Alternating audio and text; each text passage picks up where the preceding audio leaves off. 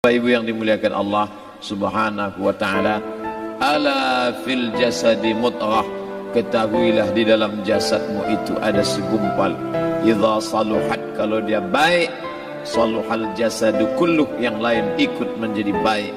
Wa idza fasadat, kalau dia rusak, fasadal jasadu kulluh, yang lain ikut menjadi rusak. Di mana dia? Ala wahyal qalb, dia adalah hati. Maka yang pertama kali menghitam itu apa kata Allah? Kalla balrana, ada satu titik hitam. Ala qulubihim, ada satu titik hitam di dalam hati mereka. Ketika satu titik dibiarkan berubah menjadi dua titik, dua titik dibiarkan berubah menjadi tiga titik, 5 titik, 10, 100, 1000, maka dia pun menjadi hitam semuanya. Ketika hati sudah hitam, maka itulah azab di atas azab. Khatamallahu ala qulubihim. Setelah hati menghitam, terkunci, menular ke telinga. Wa ala sam'ihim. Setelah telinga, wa ala absarihim ghishawah. Padahal 3 itulah nanti yang akan ditanya di hadapan Allah. Inna sam'a wal basar wal fuad. Coba lihat, ketika akan ditanya, yang ditanya 3, tapi diawali dari telinga. Inna sam'a wal basar wal fuad, telinga, mata, hati. Tapi ketika terkunci, yang duluan dikunci hati. Khatamallahu ala qulubihim wa ala sam'ihim wa ala absarihim. Kalau hati sudah terkunci, telinga tersumbat, mata tertutup. Summum bukmun umyum, summum bukmun umyum, peka, tuli, bisu, apapun tak lagi masuk ke telinga. Malam ini kita menyadarkan diri kita, terlebih lagi yang berceramah, jangan kau hanya sampai menyampaikan ayat saja. Hai Abdul Samad, apakah kau yang bicara itu hatimu sudah hidup? Senantiasa merasakan diri, aku orang paling hina, aku orang paling kotor, ditempelkan kening ke lantai di tempat yang diinjak tapak kaki, mengatakan bahwa aku bukan siapa-siapa.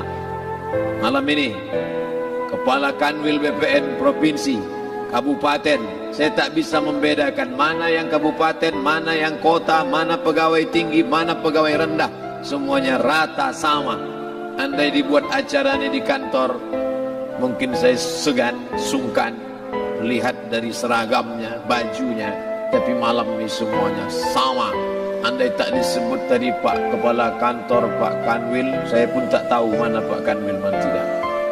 Fotonya ganteng pula aslinya lagi daripada foto. Artinya apa?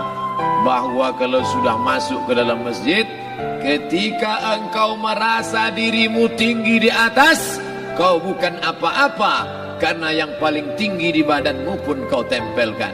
Tapi saat kau jatuh, rendah, down, stres, kau jangan merasa rendah, karena kau tegak berdiri di hadapan Allah. Kau angkat 2 tangan, Allahu Akbar. Di dalam diri ini disebut dia dengan qalb. Kenapa disebut qalb? Orang Arab menyebut qalb qallaba, karena sifatnya berbolak-balik. Pada saat selesai salat, astaghfirullahalazim, tidak ada yang paling bersih, dia bersih. Tapi pada saat petang sore hari, yusbihu mu'minan, paginya putih, bersih, tak bernoda. Wa yumsi kafiran, petangnya hitam. Makanya dari pagi dibersihkan. Solat subuh bersih, solat zuhur bersih, condong matahari solat asar bersih, tenggelam matahari solat maghrib bersih, sempurna gelap malam solat isya bersih, tengah malam bangun tahajud munajat di tengah malam orang tertidur. Wa tusalli bil laili wan nasu niyam, engkau tegak di waktu malam di saat orang semua sedang tenggelam dalam lelap tidur panjang. Tapi engkau menangis meratap mengenang dosa begitu banyak. Sab'atun yuzilluhumullah, di antara 7 yang mendapatkan naungan Allah. Yauma la zilla illa zilluh, hari itu tak ada naungan kecuali naungan Allah. Di antara yang mendapatkan naungan itu adalah rajulun zakarallah, orang yang berzikir, munajat, muhasabah diri di tengah malam, sunyi, sepi, fafadat ainahu, menetes air matanya. Berapa banyak sudah harta dititipkan Allah, berapa kupakai untuk zakat, wakaf, infak, sedekah, wasiat, hibah, ghanimah, harta rampasan perang di zaman Nabi. 7 harta yang akan menolong di hadapan Allah, 1 pun tak dipakai. Umur diberikan Allah 40, 60, 70. Berapa yang kupakai untuk menolong agama Allah? Berapa yang kupakai untuk mengingat Allah? Mata, tangan, telinga, kaki akan diminta tanggung jawab di hadapan Allah. Al-yawma nakhtimu ala afwahihim, mulut terkunci, wa tukallimuna aydihim, tangan akan bicara, wa tashhadu arjuluhum, kaki akan bersaksi di hadapan Allah. Siapa yang bisa menolong waktu itu? Kalau pernah tangan ini saat punya kekuasaan, 1 coretan tanda tangan bisa mempermudah urusan masjid. Sebutir kekuasaan yang dititipkan Allah bisa dipakai menolong agama Allah. Itulah yang akan menolong di hadapan Allah. Apa yang disampaikan malam ini, semua biaya pengurusan masjid 0. Itulah sesungguhnya yang akan menolong di hadapan Allah. Adapun harta yang disimpan, tabungan, deposito, tanah, rumah, kendaraan, semua akan tinggal menjadi harta warisan. Istri mengambil 1/4 kalau ada anak. Kalau tak ada anak, istri mengambil 1/8. 1 miliar 125 juta bulan untuk istri. Kalau dia tak tahu hukum gonogini. Kalau dia tahu gonogini, dia tuntut ke pengadilan, dipotong lagi menjadi 2. 500 untuk dia. Dari yang 500 dapat lagi dia 75. 575 bulan untuk dia. Sisanya 425 diambil anak laki-laki 2 kali bagian anak perempuan. Lalu yang kita bawa mati apa? Dulu dibangga-banggakan, dihormati, dimuliakan. Yang kami muliakan Al-Mukarram, Al-Ustad. Tapi pada saat tiba masanya, yang kita bawa tak lain tak bukan innallaha la yanzuru ila ajsamikum. Allah tak menengok badan, fisik, bentuk tubuh, baju. Ini sampulnya saja. Wala ila suwarikum, Allah tak menengok rupa, wajah. Walakin yanzuru ila qulub. Hati kamu yang bersih itulah yang kau bawa menghadap Allah Subhanahu wa taala. Yauma la yanfa'u malun, harta tak berguna, wala banun, anak tak bisa menolong. Harta tak berguna, anak tak mampu menolong. Illa man atallah, kecuali orang yang datang menghadap Allah biqalbin salim, dengan hati yang bersih, hati yang tulus, hati yang memercikkan cahaya iman, hati yang bersih dari hasad, busuk hati, sum'ah, riya, takabbur. Itulah yang menolong di hadapan Allah Subhanahu wa taala. Tulang, kulu, kulit, darah, lemak, sumsum akan menjadi santapan cacing tanah. Begitu besok pagi pintu kamar tak bisa diketuk, istri bolak-balik membangunkan tak terjaga, dipegang pipi sudah sejuk macam es batu, tanda jantung tak lagi berdetak, maka darah mulai berubah menjadi nanah, busuk. 1, 2, 3 hari kalau tidak disuntik formalin, jasad paling busuk jasad manusia, karena semua dia makan herbivora, tanaman saja. Tapi kita ini omnivora, semua masuk. Maka begitu mati, paling bagus orang Islam paling cepat dikuburkan. Selesai acara pemakaman, habiskah masalah, muncul masalah baru. Disitulah kita baru sadar. Apa kata Imam Ali radhiyallahu an? An-nasu niyam. Semua manusia waktu hidup itu tidur. Bapak tidur, ibu tidur, saya tidur. Semua orang waktu hidup itu tidur. Falamma matu, ketika dia mati, disitulah dia baru terjaga dari tidur panjang. Saat Israel mencabut nyawa, ditarikkannya adalah satu sentapan yang kuat. Disitulah kita baru terjaga dari tidur panjang. Betapa aku meninggalkan salat, betapa aku tak berzakat, betapa dulu kekuasaan, aku lulus umur 30, pensiun 58, 28 tahun apapun tak pernah kubuat untuk agama. Sibuk membesarkan anak, sibuk mengurus warisan. Anak pun tak ingat dengan kita karena kita lupa menanamkan pendidikan agama di dalam otak kepalanya. Andai dulu pernah dia dibawa ke masjid, andai dulu pernah dia dibawa umrah, andai dulu dia dimasukkan SD IT, SMP IT, SMA IT, Islamic Boarding School, dibawa ke masjid, takkan dia lupa mendoakan selesai salat, Rabbighfirli wali walidayya warhamhuma kama rabbayani saghira. Harta yang banyak tak sempat menolong agama Allah. Anak tunggal semata wayang tak sempat dididik agama. Istri meninggalkan dalam keadaan stres susah hatinya karena dia tak diajarkan sabar menerima ridha ketetapan takdir Allah.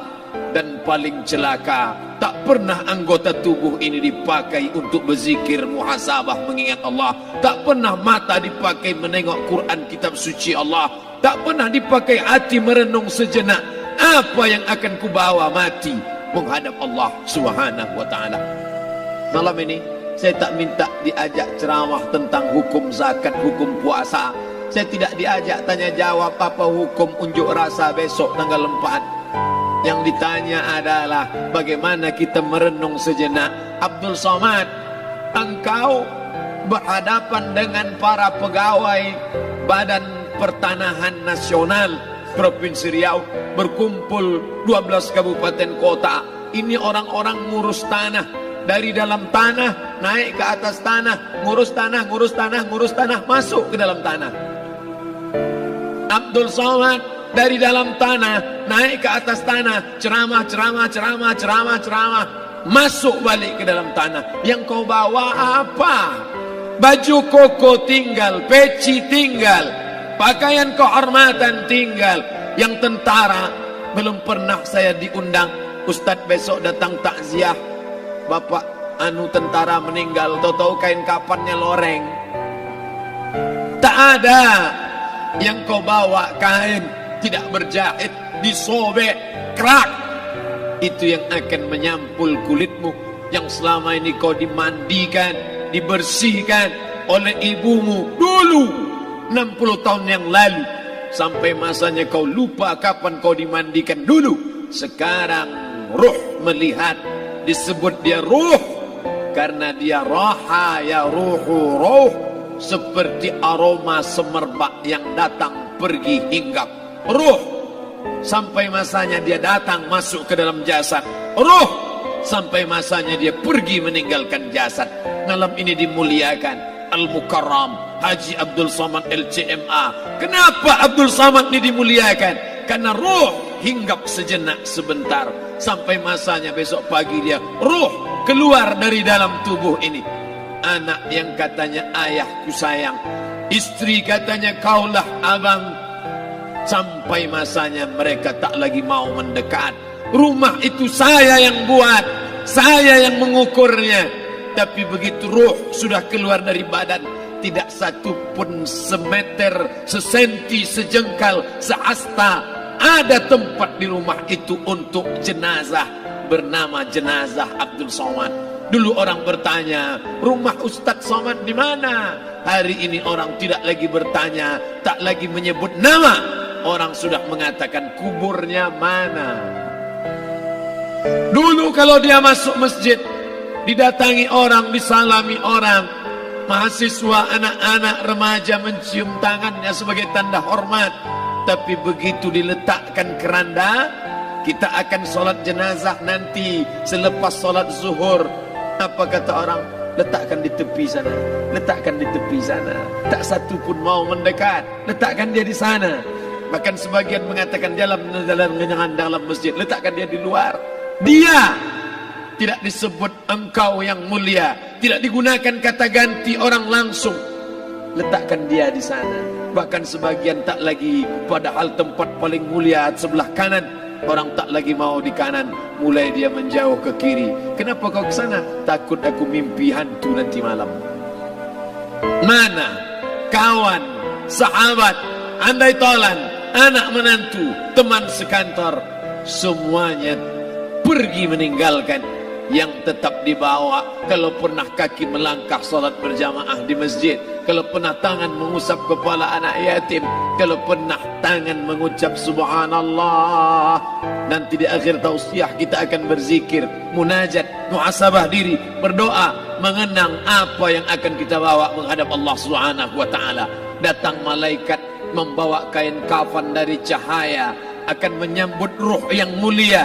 Hadis riwayat Ahmad bin Ambal dalam kitab Al-Musnad, turun malaikat berlomba-lomba membawa kain putih dari cahaya, menunggu ruh akan keluar.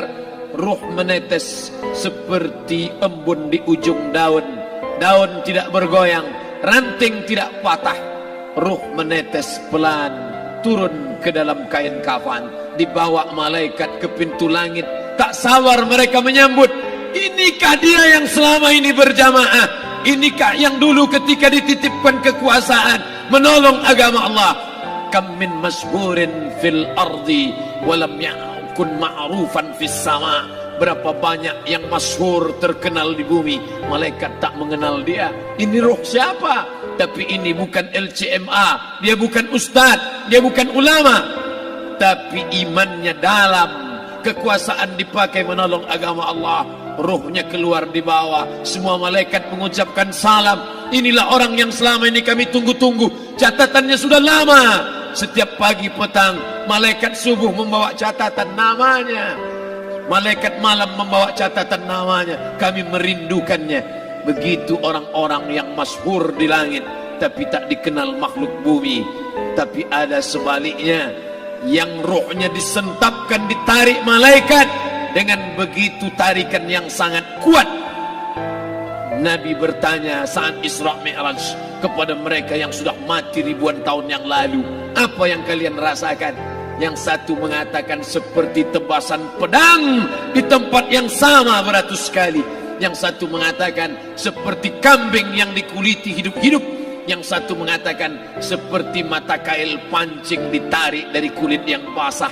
Maka kita berdoa setiap selesai salat, Allahumma hawwin alaina, ringankan kami ya Allah, fi sakaratil maut, di saat sakaratul maut yang amat sangat menyakitkan itu. Dan mereka yang pergi tak pernah kembali, mereka yang mati tak pernah bercerita, kecuali hanya kepada Sayyidina wa Maulana Muhammad sallallahu alaihi wasallam. Di saat malam pertama di tempat yang gelap, di tempat yang tak pernah diimpikan oleh orang, tapi kita tetap melewati dan merasakannya. Perlahan-lahan cacing tanah, ular-ulat kalajengking akan menggerogoti kulit yang selama ini dimandikan, selama ini dipakaikan sampo yang mahal, selama ini dioleskan pelembab yang lembut. Tapi ternyata sebelum roh keluar jasad, setelah keluar, dia hanya akan menjadi santapan cacing tanah, hancur berkeping hari demi hari. Yang pertama kali membusuk adalah mata, karena dia berisi cairan. Cairan ini mengering, busuk dan berlubang. Lalu kemudian usus sebulan di dalam tanah, mulai dia menggelembung masuk angin dan dia meletus pecah. Cacing-cacing tanah mulai datang menggerogoti, memakan. Habis lemak, tulang, kulit, bulu, sumsum, darah, jantung, empedu, limpa, buah pinggang. Habis semuanya, tinggal tulang-tulang yang memutih, dimakan oleh tanah, ditelan oleh massa, sampai akhirnya Asi bin Wa'il membawa tulang yang kering itu kepada Nabi Muhammad, baginda Sayyidina wa Maulana Muhammad. Ya Muhammad, ayuhi rabbuka hadzal izam, sanggupkah Tuhanmu menghidupkan tulang yang kering ini? Nabi diam tak menjawab, sampai akhirnya datang Jibril alaihi salam membawakan wahyu. Qul, katakan kepada dia.